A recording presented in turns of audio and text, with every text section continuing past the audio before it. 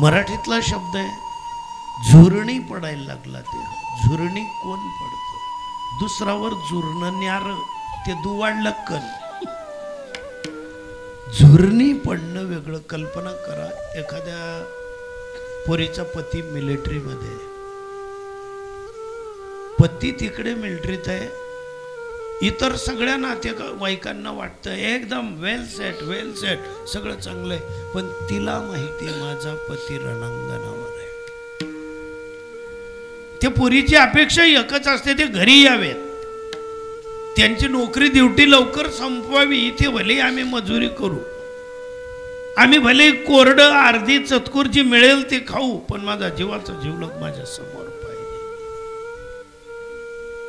अवस्था अशी झाली, पोरग सुटीवर आलं आणि अचानक कारगिल सारखं युद्ध पेटलं.